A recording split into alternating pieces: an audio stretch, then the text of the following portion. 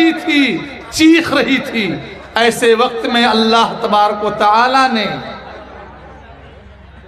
آخری نبی احمد مجتبی محمد مصطفیٰ صلی اللہ علیہ وسلم کو مکہ میں مبعوث فرمایا۔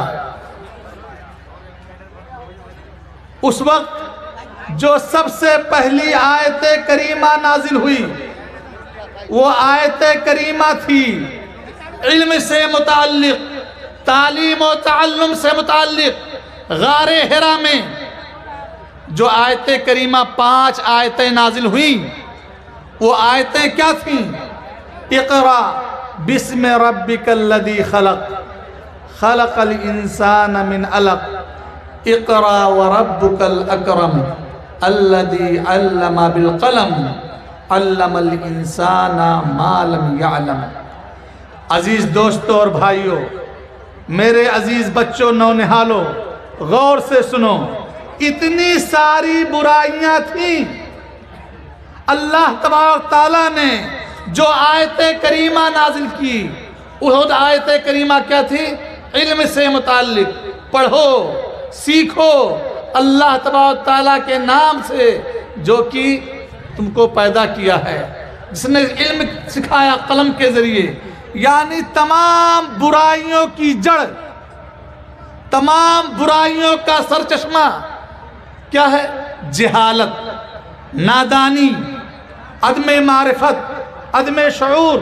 آدمی جانتا نہیں، اللہ کو نہیں جانتا، بندوں کے حقوق کو نہیں جانتا، ماں باپ کی اہمیت نہیں جانتا، بچوں کی اہمیت نہیں جانتا، پاس پڑوس کے حقوق نہیں جانتا، سماج والوں معاشرے کے حقوق نہیں جانتا، اس لیے دنیا کے تمام قسم کی برائیوں میں ملوث ہو جاتا ہے۔ تو اس معاشرے میں، ہمارے سماج میں سب سے بڑی برائی میں کہوں گا کہ جہالت ہے، نادانی ہے، عدم معرفت ہے۔ اللہ تبارک تعالیٰ کے بارے میں ہم نہیں جانتے، رسول اللہ صلی اللہ علیہ وسلم کے حقوق کو نہیں جانتے، اپنے والدین کے حقوق کو نہیں جانتے، بیوی کے حقوق کو نہیں جانتے، بچوں کے حقوق کو نہیں جانتے، پڑوسیوں کے حقوق کو نہیں جانتے، اور اپنے رشتہ داروں کے حقوق کو نہیں جانتے، اپنے سماج کے حقوق کو نہیں جانتے۔ اسی لیے ہم غلطی کرتے ہیں، اسی لیے ہم غلطی کرتے ہیں۔ اللہ تبارک تعالیٰ نے یہ آیت نازل نہیں کی کہ سود نہ کھاؤ، چوری نہ کرو، زناکاری نہ کرو، شراب نوشی مت کرو، قتل نہ حق نہ کرو۔ پہلے علم سکھایا کہ اگر بندوں کو علم ہو گیا، وہ ایک دوسرے کے حقوق کو جان گئے، اللہ کے حق کو جان لیا، بندوں کے حق کو جان لیا، اور والدین کے حق کو جان لیا، بال بچوں کے حقوق کو جان لیا، تو جان لیجئے کہ وہ اس کو سمجھنے میں، سمجھانے میں بڑی آسانی ہوگی۔ تو سب سے بڑی برائی کیا ہے؟ جہالت ہے۔ علامہ ابن قیم رحمہ اللہ، جو شیخ الاسلام علامہ ابن تیمیہ رحمہ اللہ کے بہت ہی بڑے شاگرد تلمیذ رشید ہیں، انہوں نے ایک کتاب لکھی ہے الداء والدواء، کی بیماری اور اس کی دوا، بیماری اور اس کا علاج۔ سب سے پہلی بیماری، سب سے بڑی بیماری جو اس کتاب میں انہوں نے ذکر کیا ہے، سب سے پہلے کہ سب سے بڑی بیماری جہالت ہے، جہالت، نادانی ہے، اور اس کی دوا کیا ہے؟ علم ہے۔ کہ آپ اس کے بارے میں جس چیز کو نہیں جانتے ہو اس کے بارے میں دوسروں سے پوچھ لو۔ اللہ تبارک تعالیٰ کا فرمان ہے فَاسْأَلُوا أَهْلَ الذِّكْرِ إِن كُنتُمْ لَا تَعْلَمُونَ، کہ اہل الذکر سے جو جاننے والے ہیں، پڑھنے والے ہیں، ان سے تم ان چیزوں کو پوچھو جن کو تم نہیں جانتے ہو۔ ہمیں کٹیہار جانے کا اسٹیشن راستہ معلوم نہیں تو ہم کسی جانکار سے پوچھیں گے، ورنہ بھٹکتے رہیں گے، جا نہیں پائیں گے، ٹرین ہماری چھوٹ جائے گی۔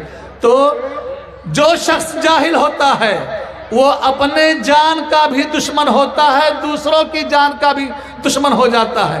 حدیث رسول سماعت فرمائیں، اللہ کے نبی کریم صلی اللہ علیہ وسلم کے بارے میں، سنن ترمذی کی روایت ہے، صحیح روایت، کہ حضرت جابر بن عبداللہ رضی اللہ تعالیٰ عنہ بیان کرتے ہیں کہ کننا فی سفر، ہم ایک سفر میں تھے اور اس میں سے ہم میں سے ایک شخص کو کسی دشمن کی جانب سے سر میں پتھر لگ گیا، پتھر کی وجہ سے سر میں زخم ہو گیا اور زخم تیز ہو گیا۔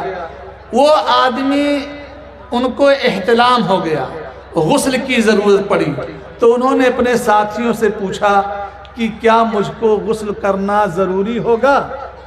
تیمم سے کام نہیں چل جائے گا؟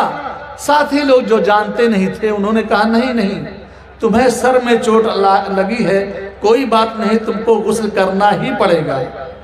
لہٰذا انہوں نے غسل کر دیا۔ رات ٹھنڈی تھی، ٹھنڈی کا موسم تھا اور زخم بھاری تھا، گہرا تھا، زخم میں پانی گھسا اور وہ آدمی مر گئے۔ صحابہ کرام نبی کریم صلی اللہ علیہ وسلم کے پاس تشریف لاتے ہیں اور پورا واقعہ بیان کرتے ہیں کہ اے اللہ کے رسول ایسے ایسے ہوا اور ہم لوگوں نے کہا کہ تم کو غسل کرنا ضروری ہوگا، لہٰذا اس آدمی نے غسل کر لیا، ٹھنڈی لگ گئی اور زخم بڑھ گیا اور وہ مر گیا۔ اللہ کے نبی صلی اللہ علیہ وسلم نے فرمایا قتلتموہ قتلکم اللہ، کہ تم نے اس بندے کو قتل کر دیا، اللہ تمہیں غارت کرے۔ دیکھیے نادانی کی وجہ سے، جہالت کی وجہ سے فتویٰ دے دیا اور ایک آدمی موت کے منہ میں چلا گیا۔ یہ جہالت بہت بڑی مصیبت ہے۔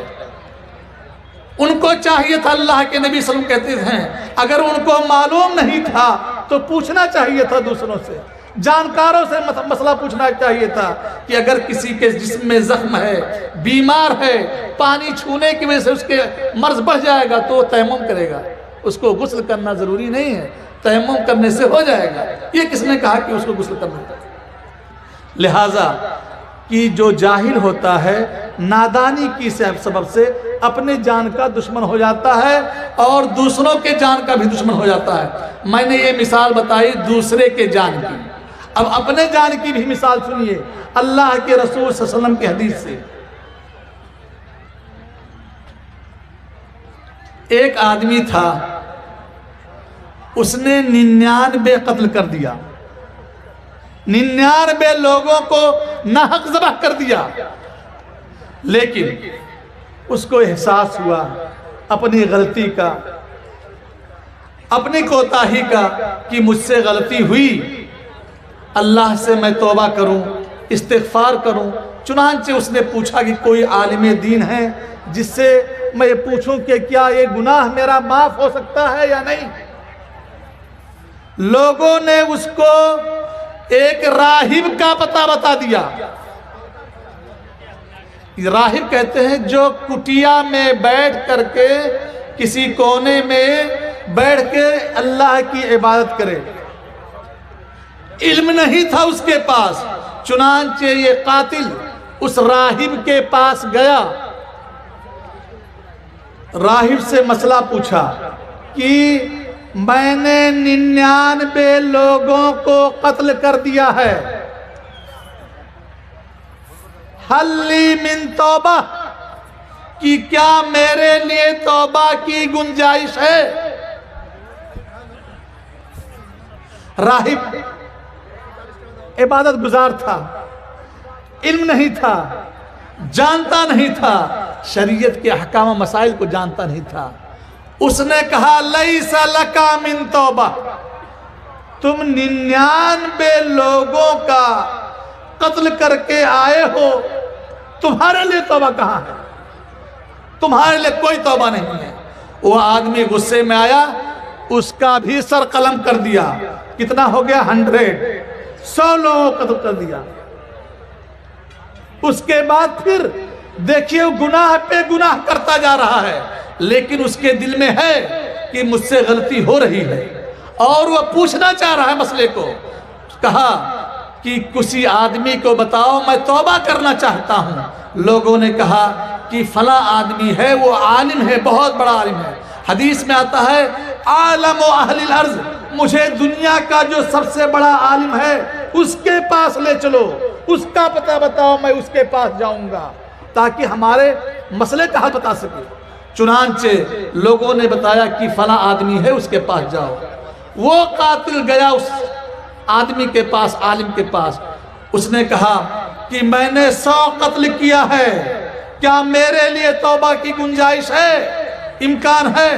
تو اس نے کہا ما یحول بینک و بین التوبہ، توبہ میں تمہارے درمیان، تمہارے گناہوں کے درمیان کون سی چیز حائل ہے؟ کوئی چیز حائل نہیں ہے، توبہ تمہارے لیے ہے، تمہارے گناہوں کی معافی ہے، اللہ تبارک و تعالیٰ تمہاری گناہوں کو معاف کرے گا، شرط یہ ہے کہ تم خلوص نیت کے ساتھ توبہ کرو۔ چنانچہ وہ شخص توبہ کرتا ہے، استغفار کرتا ہے، اپنے گناہوں پر نادم ہوتا ہے۔ عالم دین چالاک تھے، انہوں نے کہا کہ دیکھو ہادہی ارض و سو، کہ یہ زمین جو ہے، یہ علاقہ، یہ بستی، یہ برے لوگوں کی بستی ہے، یہاں پہ تم رہو گے تو تم سے پھر دوبارہ لوگ گناہ کروائیں گے، تو تم وہاں پر چلے جاؤ دوسری بستی میں جو کہ نیک لوگوں کی بستی ہے، وہاں چلے جاؤ۔ وہ آدمی جانے لگا، راستے میں پہنچا، بیچ راستے میں اس کے موت کا پروانہ آ گیا، فرشتے ملک الموت آ گئے۔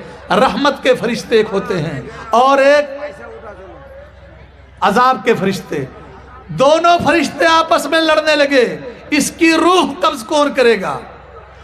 تو رحمت کے فرشتے نے کہا چونکہ شخص نے توبہ کر لیا ہے، نادم ہے، معافی مانگ چکا ہے، اللہ کے تبارک تعالیٰ کے ہاں کوئی چیز کی کمی نہیں ہے، اس لیے رحمت کے فرشتہ نکالے گا۔ اس نے کہا کہ نہیں، چنانچہ اللہ تبارک تعالیٰ نے ایک دوسرے فرشتے کو بھیجا اور کہا زمین کو ناپو اور جس بستی سے قریب ہو اس بستی، تو اللہ تبارک تعالیٰ نے اس کی لاش کو نیک لوگوں کی بستی سے قریب کر دیا اور اس کی روح ملک الموت جو رحمت کے فرشتے تھے انہوں نے قبض کیا۔ اس حدیث میں دیکھیے کہ ایک جاہل اللہ کی رحمت کا اندازہ نہیں کر سکا اور اپنی جہالت کی بنیاد پر فتویٰ دیا، اپنی گردن کا دشمن ہو گیا، اپنا گردن مروا لیا۔ تو سب سے بڑی برائی ہمارے سماج کی دوستوں اور بھائیوں یہ ہے کہ ہم اپنے بچوں کو جاہل رکھیں، اپنی بیٹیوں کو جاہل رکھیں، اپنے آپ کو جاہل رکھیں۔ ہم آج اس اجلاس کا مقصد میں کہتا ہوں کہ آج ہم عہد کریں، یہ سنکلپ لیں کہ ہم ایک ٹائم کھائیں گے لیکن اپنے بچوں اور بچیوں کو پڑھائیں گے، ہم ایک جوڑا پہنیں گے لیکن بچوں اور بچیوں کو کوئی بھی تعلیم دیجیے۔ اسلام کسی بھی تعلیم سے نہیں روکتا، ہر نفع بخش علم اسلام کو مطلوب ہے۔ اللہ کے نبی صلی اللہ علیہ وسلم نے حضرت زید بن ثابت رضی اللہ تعالیٰ عنہ کو حکم دیا کہ آپ عبرانی زبان سیکھیے۔ عبرانی زبان یہودیوں کی زبان تھی اور مسلمانوں کی زبان عربی تھی۔ چنانچہ حضرت زید بن ثابت رضی اللہ تعالیٰ عنہ نے 15 دن کے اندر عبرانی زبان سیکھ لیا۔ گویا کہ زبان سیکھنا، کوئی بھی زبان سیکھنا یہ منع نہیں ہے، کوئی بھی نفع بخش علم حاصل کرنا منع نہیں ہے، شرط یہ ہے کہ ہم مسلمان کھانے میں، فضول خرچی میں، شادی بیاہ میں، گھر کی زیبائش آرائش میں، جوتے اور کپڑے میں بہت پیسہ خرچ کرتے ہیں، اسراف کرتے ہیں، بچوں کی تعلیم پر توجہ نہیں دیتے۔ یہ سیمانچل جس کو کہتے ہیں، کٹیہار، پورنیا، ارریا، کشن گنج، یہ 4 اضلاع پہ مشتمل جو علاقہ ہے، یہ ہندوستان کا تعلیم کے میدان میں سب سے پچھڑا علاقہ مانا جاتا ہے۔ اگر ہم اور آپ اب آج سے متنبہ نہ ہوئے، اپنے بچوں کو تعلیم و تربیت نہیں دی، تو جان لیے سب سے بڑے مجرم ہم ہیں، مجرم یہ ہیں۔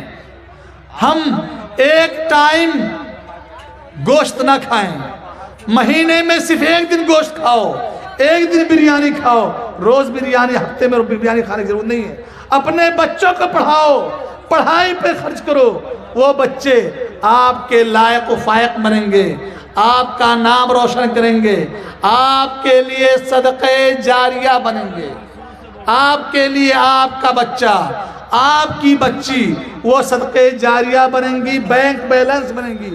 قیامت کے دن جب آپ مر جائیں گے، آپ کے یہی بچے جو آپ کے لیے دعائیں کریں گے اٹھا کر ہاتھ، وہ آپ کے لیے ذخیرہ ہوگا، اس کا کوئی بدیل نہیں ہوگا۔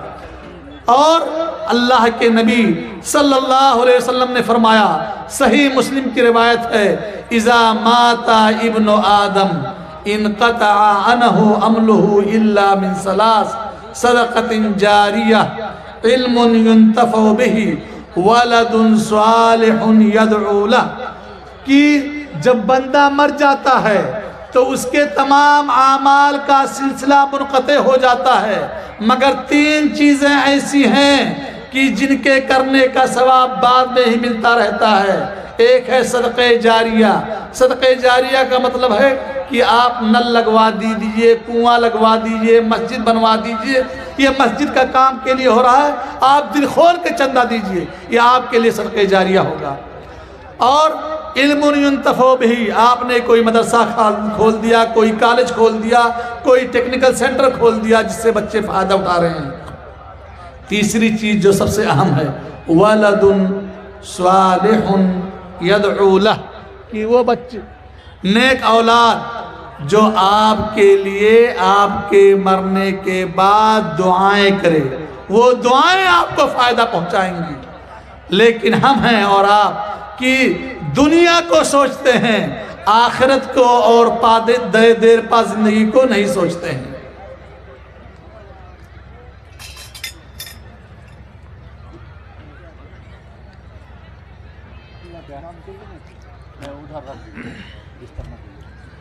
قرآن و حدیث میں جتنی بھی فضیلتیں علم کی آئی ہیں، اس میں سب سے پہلی مراد شرعی علوم کی ہے، دینی علوم کی ہے۔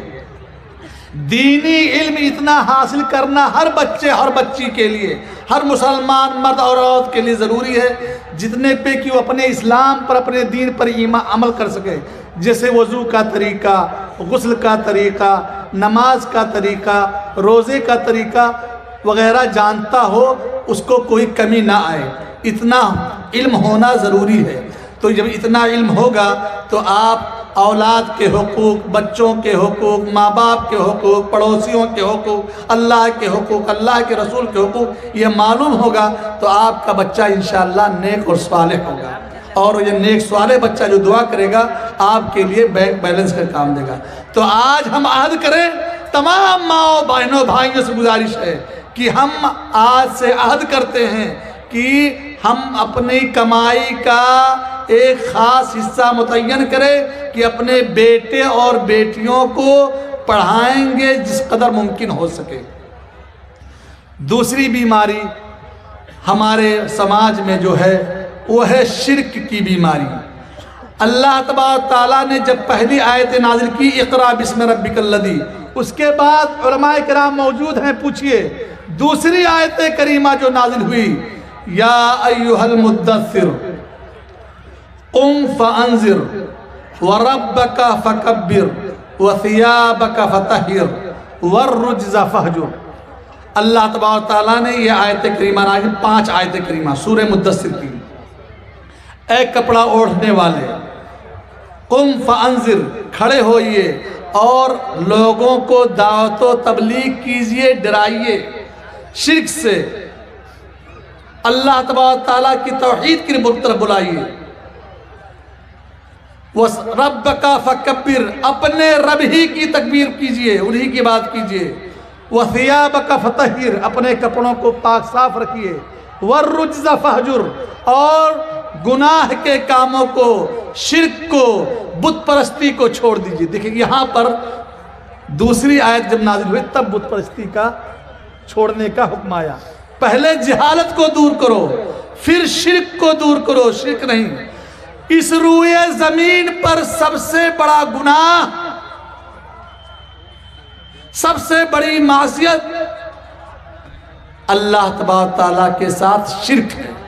اس اللہ نے آپ کو پیدا کیا، ہم کو پیدا کیا، ہمارے کھانے پینے رہنے اٹھنے بیٹھنے سانس لینے سب چیز کا انتظام اللہ نے کیا، اور اس کے باوجود ہم اس کی عبودیت میں کسی دوسرے کو شریک کریں، یہ اللہ کو منظور نہیں، یہ اللہ کو منظور نہیں۔ اللہ تعالیٰ فرماتا ہے وَمَا خَلَقْتُ الْجِنَّ وَالْإِنسَ إِلَّا لِيَعْبُدُونَ، کہ ہم نے جنوں اور انسانوں کو صرف اور صرف اپنی عبادت کے لیے پیدا کیا۔ دوسری جگہ اللہ تعالیٰ فرماتا ہے وَلَقَدْ بَعَثْنَا فِي كُلِّ أُمَّةٍ رَسُولًا أَنِ اعْبُدُوا اللَّهَ وَاجْتَنِبُوا الطَّاغُوتَ، کہ ہم نے ہر امت میں ایک رسول مبعوث کیا اور اس رسول کو حکم دیا، وہ دعوت و تبلیغ کیا کرتے تھے، ان اعبدوا اللہ، کہ ایک اللہ کی عبادت کرنا، واجتنبوا الطاغوت، غیر اللہ کی عبادت سے بچنا۔ جو شخص توحید پر قائم رہا، شرک سے بچتا رہا، یہ اعلان میں کرتا ہوں اللہ تبارک و تعالیٰ اسے ضرور جنت میں داخل کرے گا، ضرور بھی ضرور سے داخل کرے گا اللہ تعالیٰ جنت میں۔ اگر آپ اپنے آپ کو شرک سے بچائے رہے، غیر اللہ کے آگے سجدہ نہیں کیا، کسی قبر ولی کے پاس نہیں گئے، کسی کے اوپر چادر نہیں جا کے چڑھایا، کسی مزار کا طواف نہیں کیا، کسی پیر اور پگاڑے کے چکر میں آ کر کے بکری اور مرغے کی قربانی نہیں دی غیر اللہ کے نام پر، آپ توحید پر قائم رہے تو آپ انشاءاللہ ضرور بھی ضرور جنت میں جائیں گے۔ شرک سے بچتے رہیے۔ اللہ تبارک تعالیٰ کا فرمان سنیے، سماعت فرمائیں۔ اللہ تبارک تعالیٰ فرماتا ہے ان اللہ لا یغفر ان یشرک بہ ویغفر ما دون ذلک لمن یشاء، کہ اللہ تبارک تعالیٰ اس چیز کو کبھی بھی معاف نہیں کرے گا کہ اس کے ساتھ کسی کو شریک کیا جائے، اس کی عبادت میں، اس کی